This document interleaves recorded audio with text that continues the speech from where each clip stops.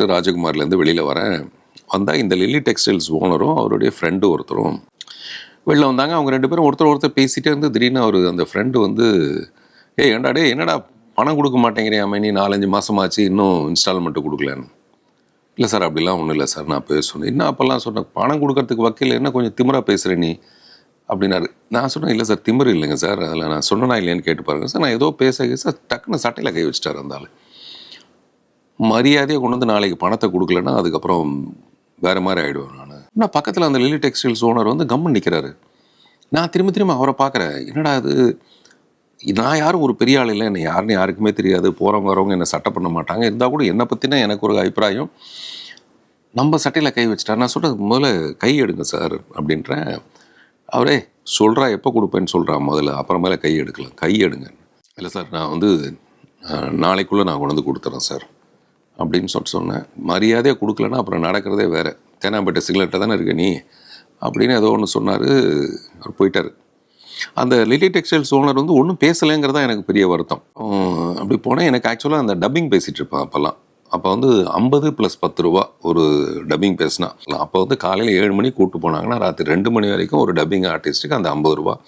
வாழ்க ஒழிக, அப்புறம் சுள்ளிராஜன் வாய்ஸ்லாம் நான் பேசியிருக்கேன். உனக்கு என்னெல்லாம் பேச தெரியும்னுவாங்க.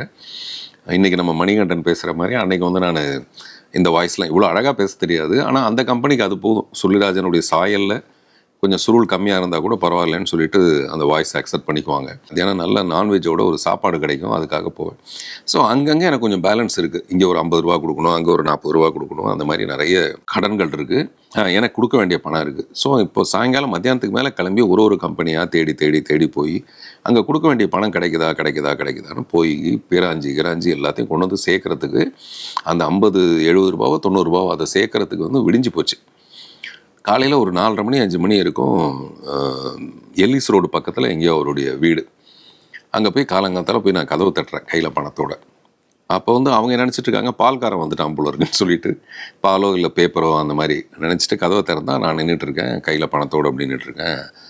அந்த லில்லி டெக்ஸ்டைல்ஸ் ஓனருக்கு வந்து ரொம்ப ஒரு மாதிரி ஆகிடுச்சு என்னை பார்த்த உடனே. அப்புறம் நானும் வந்து தலை குனிஞ்சு, நான் பயங்கர கில்ட்டு, இந்தாங்க பணம், இப்போ நான் இந்த பணத்தை திருப்பி கொடுத்துட்டேன்னா நேற்று எனக்கு ஏற்பட்ட அவமானம் வந்து சரியாக போயிடுமா? போகாது. பட் இருந்தால் கூட அது எங்கள் 2 பேருக்கு நடுவில் அப்படியே ஒரு பெரிய சைலண்ட் ஷாட்ஸ் வந்து அப்படியே பில்டப் பண்ணலாம். இதெல்லாம் நம்ம ஒரு படமாக எடுத்தோம்னாவே இந்த மாதிரியான மெய்யழகன் மாதிரியான படங்களில் இந்த மாதிரியான காட்சிகள் வர்றதுக்கு வாய்ப்பு